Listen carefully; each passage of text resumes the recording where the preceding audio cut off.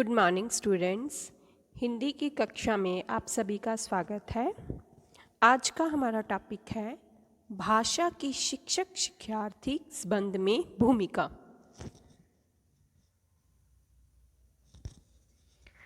मानव मन के विकास की आधारशिला भाषा ही है। यह मनुष्य की सांस्कृतिक, मानसिक, सामाजिक, बौद्धिक, शैक्षणिक आदि विकास का स्रोत है। भाषा के जरिए ही मनुष्य ज्ञान हासिल करता है। भाषा के बिना शिक्षा की प्राप्ति या अध्ययन कार्य शिक्षक या शिक्षार्थी सोच भी नहीं सकते। भाषा के बिना कोई भी शैक्षणिक कार्य नहीं हो सकता। शिक्षक और शिक्षार्थी भाषा के माध्यम से अपने जीवन को आलोकित करते हैं। शिक्षार्थी को जिस तरह से भाषा की ध्वनियों, मात्राएं, लिपि, वाक्य विन्यास आदि तत्वों के बारे में समझाया जाता है, विद्यार्थी के लिए वह अनुकरणीय होता है। इसलिए शिक्षक को स्वयं की भाषा की जानकारी रखना आवश्यक है।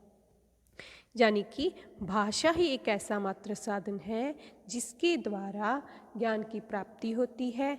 ये विद्यार्थी जीवन में तथा अध्यापक जीवन में बहुत महत्वपूर्ण है, क्योंकि भाषा के ज़रिए ही एक अध्यापक विद्यार्थी को ज्ञान दे पाएगा और भाषा के ज़रिए ही जो विद्यार्थी है वो ज्ञान जो है हासिल कर पाएगा। ठीक है। यदि किसी विद्यार्थी की भाषा किसी भी कारण अशुद्ध है तो उसका प्रभाव अन्य विषयों पर भी पड़ेगा। इस प्रभाव से बचने के लिए शिक्षक एवं शिक्षार्थी को शैक्षणिक दृष्टिकोण के लिए अपने संबंध गहरे व नज़दीक रखने होंगे। शिक्षक भाषाई कौशलों पर ध्यान देगा तो विद्यार्थी निपुणता हासिल करते हुए भाषा का शुद्ध रूप में ज्ञान हासिल कर पाएगा। शिक्षक द्वारा किसी तरह से भाषा के ज्ञान देने में अवहेलना नहीं करनी चाहिए। इस तरह करने से शिक्षार्थी की शिक्षा प्रभावित हो सकती है। यानी कि जो भाषा का अध्यापक है उसे भाषा के चारों कौशलों के बारे में खुद भी ज्ञान होना चाहिए और बच्चों को भी ज्ञान देना चाहिए। तो नेक्स्ट है कि भाषा की अब शिक्षक संबंध में क्या भूमिका है, कि अध्यापक के जीवन में अब भाषा की क्या ज़रूरत है, क्या महत्ता है शिक्षक संबंध में। ठीक है, कि टीचिंग में जो लैंग्वेज की ज़रूरत है वो क्यों है। ठीक है, सबसे पहले है भाषाई कौशल संबंधी भूमिका। अब देखो, भाषा के 4 कौशल होते हैं: सुनना, पढ़ना, लिखना और बोलना। ठीक है, इन सभी की जानकारी हमें किससे मिलती है? भाषा के ज़रिए। चाहे वो हमारी मातृभाषा हो, चाहे कोई माध्यम भाषा हो या अन्य भाषा हो। ठीक है, उन सभी का ज्ञान हमें किससे मिलेगा? भाषाई कौशलों से। ठीक है, तो भाषाई कौशलों को सिखाने के लिए, ठीक है, अध्यापक को जो भाषा है वो महत्वपूर्ण भूमिका निभाती है। ठीक है, नेक्स्ट है शिक्षा प्रदान करने में सहायक। अब देखिए, कोई भी अध्यापक है उसे बच्चों को कुछ सिखाने के लिए भाषा ही एक ज़रिया होगा। ठीक है, भाषा के ज़रिए ही वह कोई ना कोई जो भी है शिक्षा वो प्रदान कर पाएगा, चाहे वो किसी भी सब्जेक्ट, किसी भी विषय की शिक्षा हो।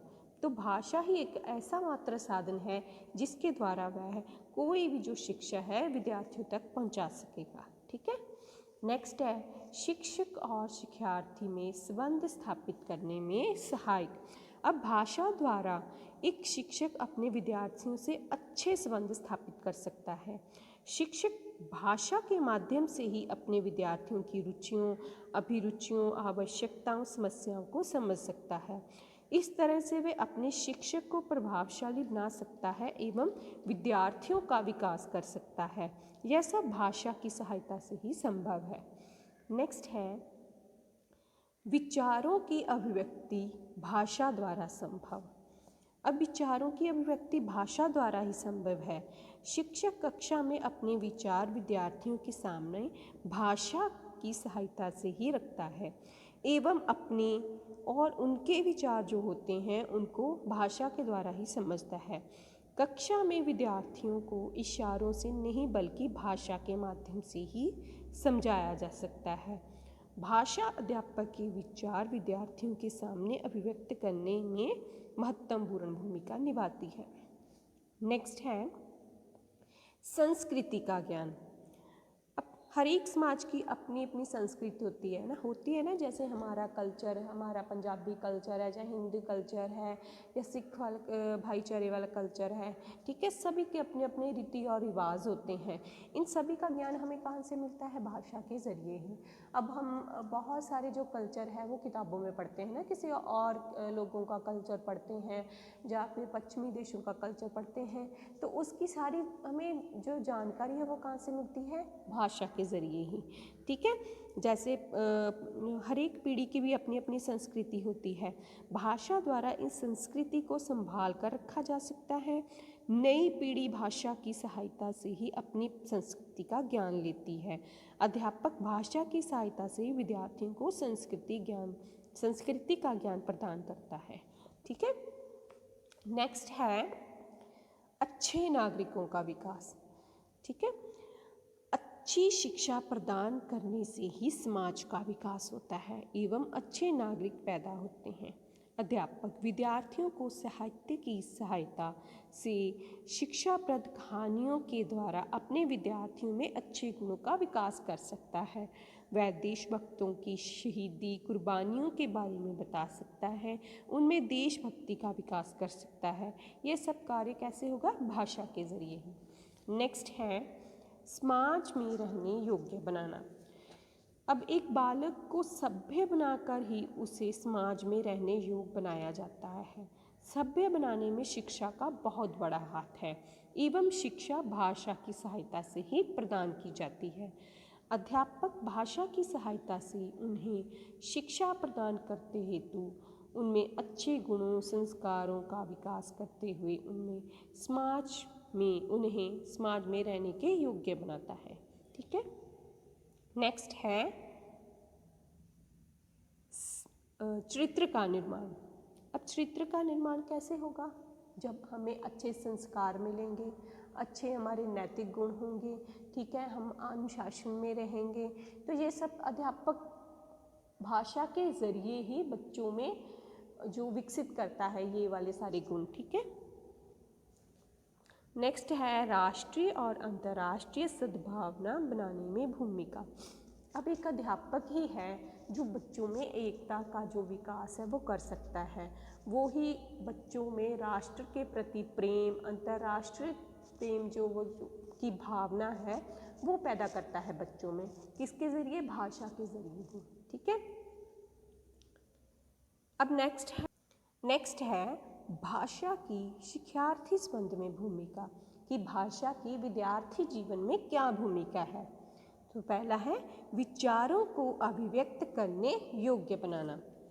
अब भाषा ही एक ऐसा साधन है जिसके द्वारा मनुष्य अपने विचारों को दूसरे के समक्ष प्रकट कर सकता है, तभी तो वह जानवरों से अलग है। शिक्षक भाषा के माध्यम से विद्यार्थियों के सामने विचार प्रकट करता है, तो विद्यार्थी भी कक्षा में विचारों को अभिव्यक्त करने के लिए भाषा की ही सहायता लेते हैं, ठीक है। नेक्स्ट है ज्ञान प्राप्त करने में सहायक। ये भी क्लियर है कि जैसे अध्यापक को ज़रूरत थी ज्ञान प्रदान करने में, तो बच्चों को ज्ञान प्राप्त करने में भाषा ही सहायक होती है, क्योंकि भाषा के ही ज़रिए वो ज्ञान प्राप्त कर पाएगा, ठीक है। किसी भी चीज़ का, किसी भी टॉपिक पे बारे में उसे ज्ञान हासिल करना होगा तो वो भाषा के ज़रिए ही प्राप्त होगा। नेक्स्ट है व्यक्तित्व का विकास। अब व्यक्तित्व का विकास कैसे होगा? कि सभी शिक्षा शास्त्री इस बात पर सहमत हैं कि शिक्षा का उद्देश्य शिक्षार्थी का सर्वपक्षीय विकास करना होता है, ठीक है, कि उसके पूर्ण विकास करना होता है। तो पूर्ण विकास कैसे होगा? जब वह शिक्षा द्वारा उसे अपने विचारों को सही ढंग से व्यक्त करना सिखाया जाता है, जिससे उसके व्यक्तित्व का विकास होता है। इस तरह से भाषा शिक्षार्थी की व्यक्तित्व यानी कि पर्सनैलिटी डेवलपमेंट करती है, ठीक है। नेक्स्ट है सामाजिक कुशलता लाने में सहायक। बालक के समाजीकरण का प्रथम सोपान भाषा है, ठीक है। बालक का समाज में आदान प्रदान भाषा से ही आरंभ होता है। बालक जिस समाज में पैदा होता है उसे रीति रिवाज भाषा के माध्यम से ही सीखता है। वह समाज में रहता है, विचारों एवं भावों का आदान प्रदान करता है, जिससे सामाजिक एकता बढ़ती है एवं उसका सामाजिक विकास होता है। नेक्स्ट है शैक्षिक विकास में सहायक। ये भी क्लियर है कि शैक्षिक विकास कैसे होगा विद्यार्थी का, कि जब उसको ज्ञान मिलेगा, और ज्ञान कैसे मिलेगा, भाषा के ज़रिए ही, कि शिक्षा बालक के लिए बहुत आवश्यक है। भाषा के द्वारा शिक्षा प्रदान की जा सकती है। शिक्षा के द्वारा उसे विभिन्न विषयों का ज्ञान मिलता है। शिक्षा ही बालक को सभ्य बनाती है। बिना शिक्षा उसका विकास संभव नहीं, ना ही वह समाज में रहकर सीख सकता है। ठीक है। भाषा शिक्षार्थी के शैक्षिक विकास में महत्वपूर्ण भूमिका निभाती है। नेक्स्ट है सृजनात्मक क्षमता का विकास। सृजनात्मक क्षमता यानी कि शिक्षा प्राप्त करते हुए बालक को साहित्य की विभिन्न विधाओं का ज्ञान मिलता है। उसको धीरे धीरे साहित्य में उसकी जो है रुचि बढ़ने लगती है। वह लिखने की ओर प्रेरित होता है और भाव यानी कि उसमें सृजनात्मक क्षमता का विकास होता है। यानी कि वो खुद प्रेरित होता है कि मैंने कोई कविता लिखनी है, कहानी लिखनी है। ठीक है। यह सब भाषा के द्वारा संभव है। भाषा की सहायता से बालक पढ़ने लिखने का कार्य कर सकता है, अतः शिक्षार्थी के सृजनात्मक क्षमता का भी विकास होता है। नेक्स्ट है भाषाई कौशलों में दक्षता। अब भाषा के जो 4 कौशल हैं उनमें कैसे दक्षता या निपुणता मिलती है, जब हमें भाषा का पूर्ण ज्ञान हो। ठीक है। मतलब भाषा के ज़रिए ही हमें अच्छे से सुनना, बोलना, लिखना, पढ़ना ही आएगा। नेक्स्ट है एकता का विकास। अब जैसे पहले मैंने बताया था कि एक अध्यापक है वो एकता का विकास है जो पैदा करता है बच्चों में, तो बच्चों में एकता का विकास भाषा के ज़रिए ही होता है। जैसे कक्षा में अलग अलग भिन्न भिन्न परिवारों के बच्चे बैठते हैं, ठीक है, पढ़ते हैं साथ में बैठकर, उनमें क्या है, एकता की भावना आती है। वो बिना कोई भेदभाव से एक दूसरे से मिलकर पढ़ाई करते हैं, मिलकर बैठ जुट कर मिलकर पढ़ाई करते हैं, खेलते हैं, खाना खाते हैं। तो ये सब क्या है, भाषा के ज़रिए वो एक दूसरे से संपर्क स्थापित कर रहे हैं। तो उसमें क्या है कि उनकी में एकता का विकास हो रहा है। ठीक है। तो यह था कि भाषा जो क्या है शिक्षक और शिक्षार्थी के जीवन में महत्वपूर्ण भूमिका निभाती है। ठीक है। कि भाषा के ज़रिए हम शिक्षा के बारे में सोच नहीं सकते।